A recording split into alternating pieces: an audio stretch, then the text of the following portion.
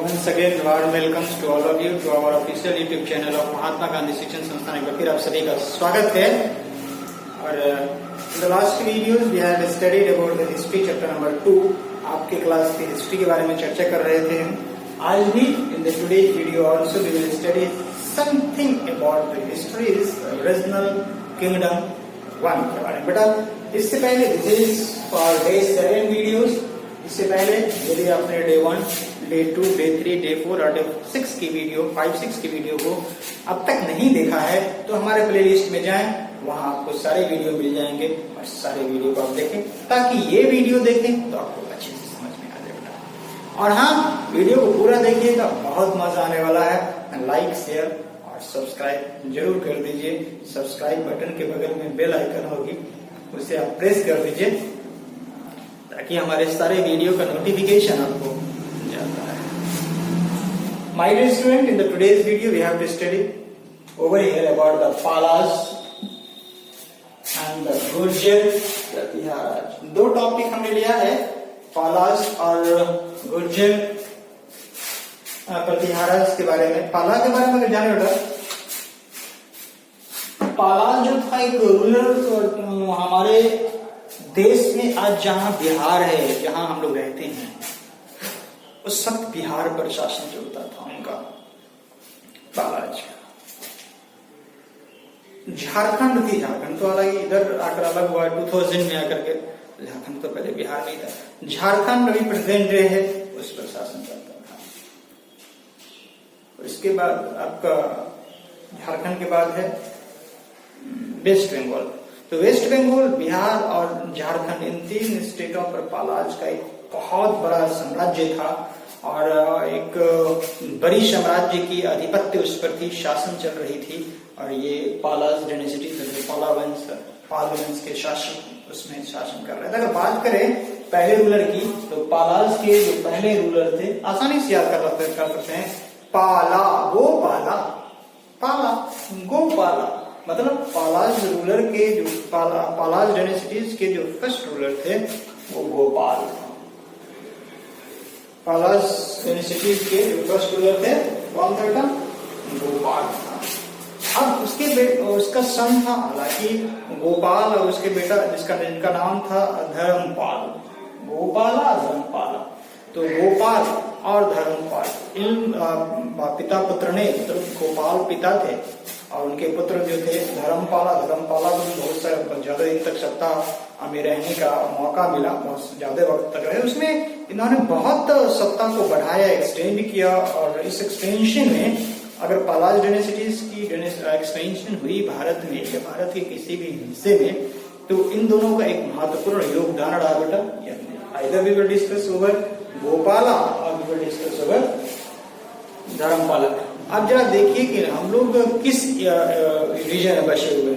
हम लोग पूरा नॉर्थ में भी नहीं है और न ही पूरा ईस्ट में, न पूरा वेस्ट में है। मतलब नॉर्थ ईस्ट के बीच का इलाका जो है, नॉर्थ ईस्ट का, अगर मान लीजिए इंडिया है, तो नॉर्थ ईस्ट का जो ये हुआ नॉर्थ, ये हो गया ईस्ट। तो नॉर्थ ईस्ट के बीच का जो इलाका दिख रहा है, नहीं दिख रहा, नॉर्थ ईस्ट के बीच का जो इलाका है, उस इलाके पर शासन ये करते थे। बिहार की बात कर लें, झारखंड की बात कर लें या वेस्ट बंगाल की बात कर लें, तो जहाँ इनका सत्ता रहता था वहाँ ये अपने शासन करता था। Okay okay sir. इसमें देवपाला जो था, इनके सिवाय, मतलब किनके सिवाय, एक्सेप्ट गोपाल और उनके जो बेटा थे, क्या नाम था अभी हमने कहा, धर्मपाला। तो गोपाला और धर्मपाला के बाद गोपाल जो थे, गोपाल भी एक महत्वपूर्ण किंगडम हुआ करते थे। इनकी भी जो सत्ता थी, इनके वंश भी जो थे काफी महत्वपूर्ण थे, स्ट्रांग थे और इस स्ट्रेंथफुल पावर में इनकी शासन चल रही थी। ठीक है। अब sir they were followers of Buddhism. वो लोग किसको पालन करते थे? धर्म की अगर बात करें तो बौद्ध धर्मों का पालन करते थे। सम्राट अशोक के बारे में पढ़ा है? सम्राट अशोक की मृत्यु के वक्त, मतलब जब कलिंगा वार हुई, तो कलिंगा वार के बाद बौद्ध धर्म धारण कर लिया। तो सबसे पहले श्रीलंका गए थे प्रचार प्रसार में। उनके पुत्र भी थे, उनका नाम मुझे नहीं याद आ रहा है, लेकिन कल अगले वीडियो में हमको बताइएगा, तो कमेंट बॉक्स में बताइएगा कि उनके पुत्र का क्या नाम था, अशोका के सन का क्या नाम था।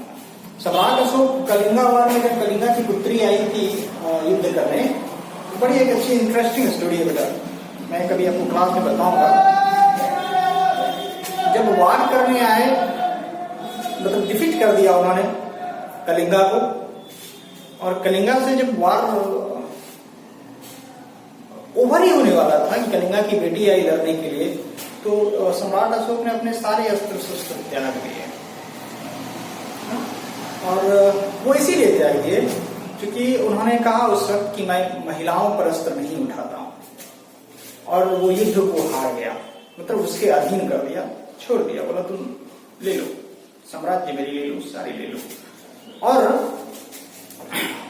आपको जब सुनेंगे ये बात बेटा, जब सम्राट अशोक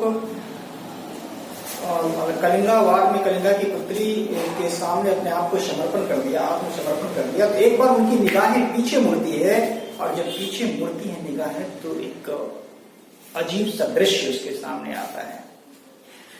मैं उस दृश्य का चर्चा आपके सामने में कैसे करूं। एक माँ जो रोती बिलखती हुई, महेंद्र नाम तो नहीं, देखिए हमारे टेक्निकल टीम काफी, प्रेम सर आपका बहुत ज्यादा ख्याल रखते हैं। 3 बेटे थे, 3 बेटे के बारे में कह रहे हैं, तो तीनों बेटे का नाम हमारे पता होगा, मैं धीरे धीरे बता देता हूँ। तो सम्राट अशोक ने उस वक्त पीछे जैसे ही मुड़कर देखा तो एक रोती बिलखती माँ जो लाश को उठा कर देख रही है, पलट कर देख रही है कि उस सारी लाशों में से उसका बेटा कौन है। एक नन्हा सा बालक अपने पिता की खोज में निकला हुआ है, वो खोज रहा है, they were searching where is my father. वो इस खोज में निकला हुआ है कि कौन सी लाश से उसके पिता है, कौन सी लाश से इसका भाई है।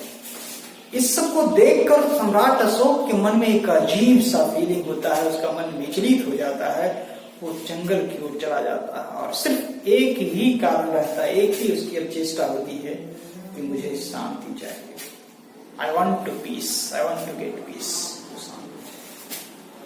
चलते चलते जंगल में जाता है बेटा, एक ऋषि उससे मिलता है, ऋषि से कहता है, ऋषि तो जान नहीं रहे थे, ऋषि से कहता है कि सम्राट अशोक एक छोटी सी छवि नहीं है, एक बड़ी छवि रही है, सत्यमेव जयते की अगर बात कर ले तो आज भी उनके ही स्तंभ से लिया गया है। सम्राट अशोक उनसे विनती करते हैं कि हे ऋषिवर, मुझे मेरा मार्ग दिखाई, मैं बहुत विचलित हूं, मुझे शांति चाहिए। कारण पूछा, इन्होंने सारे जवाब बताए कि मेरे कारण आज हजारों लाखों की मृत्यु हो गई, और मेरी सिर्फ और सिर्फ कारण था मेरी सत्ता के कारण हमने लाखों को खोया है। एक बालक जो बिलख रहा है और उस लाशों में अपने पिता को खोज रहा है, और एक बूढ़ी माँ जिसका सहारा उसका बेटा था, उसको उन्होंने खो दिया है। अब उन लाशों में ढूंढ कर वो खोजती जा रही है। मैं अपने आप को रोक नहीं पा रहा हूँ, मतलब मैं बहुत विचलित हूँ, मुझे शांति का उपाय करवाइए, मैं कोई यज्ञ हवन है वो सारी मैं करने को तैयार हूँ, मुझे शांति।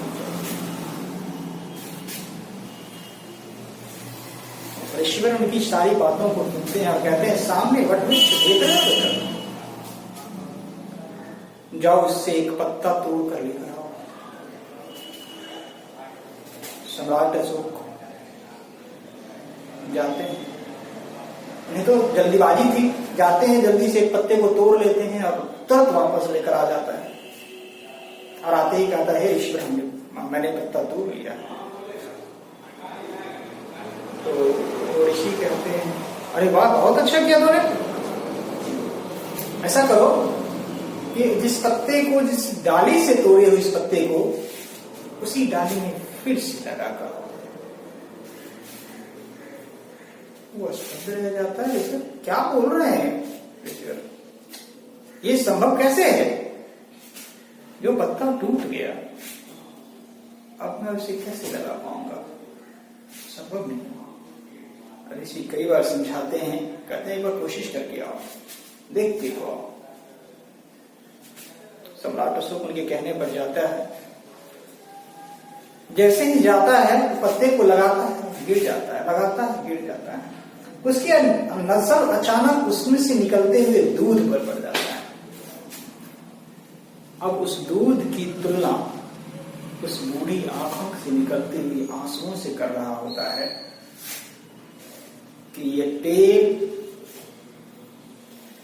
जिसने अपने इस पत्ते को खोया है, एक पत्ते के लिए इतना रो रहा है, बिलख रहा है, और मैं 1 लाख कोशिश करने के बाद भी मैं इसे लगा नहीं पा रहा हूं।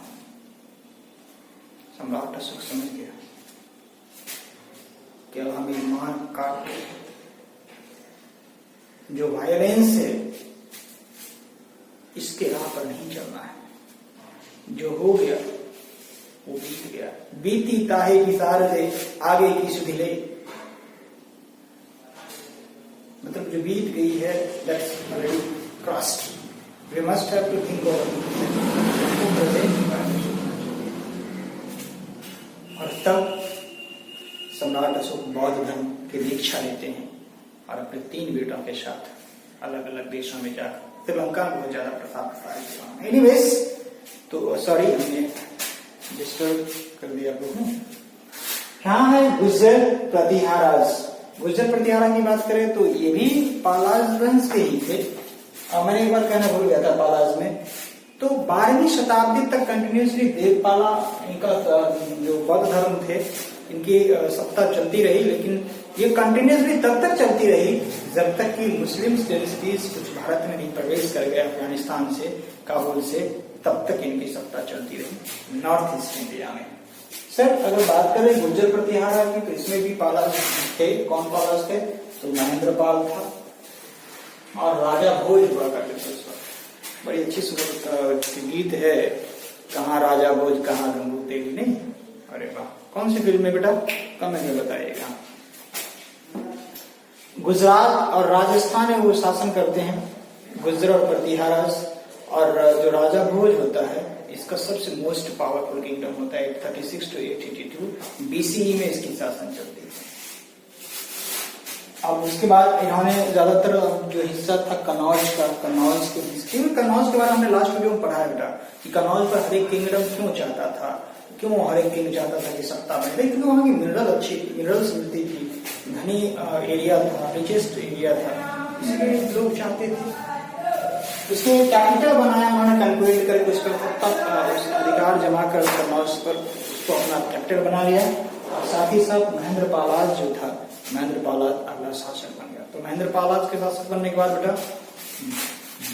118 का मतलब होता है 1018, नॉट का मतलब 0, तो 118 का मतलब है बेटा 1018 में महेंद्र पालाज को डिफीट कर दिया जाता है। तो डिफीट कौन करता है? Mahmud of Ghazni. Last video में पढ़ा था गजनी के बारे में। महमूद ऑफ गजनी डिफीट करता है इन्हें और उसके बाद से ये सत्ता उनके हाथ में चली जाती है। फिर से गुज्जर प्रतिहारा का भी सत्ता समाप्त हो जाता है। तो ये थे आज की कुछ बातें, मतलब पालाज और गुज्जर प्रतिहारा के बारे में, काफी इंटरेस्टिंग है। अगले टॉपिक में हम फिर आपसे मिलेंगे एक नए टॉपिक के साथ, या फिर रीजनल किंगडम 1 में और कौन कौन से राजा हुए। आज 2021 से चर्चा 1018 की हुई है, मतलब कुछ और बातें बची होगी, उस पर भी हम लोग चर्चा करें अगले वीडियो में। अगर आपको पूरे वीडियो को देखने के बाद यदि आपको कहीं कोई प्रॉब्लम है तो आप हमें कमेंट बॉक्स में कमेंट कर सकते हैं, हम आपका आंसर वहां देंगे। तो मिलते हैं आपसे अगले वीडियो में। तब तक घर रहिए, सुरक्षित रहिए और पढ़ते रहिए। Thank you.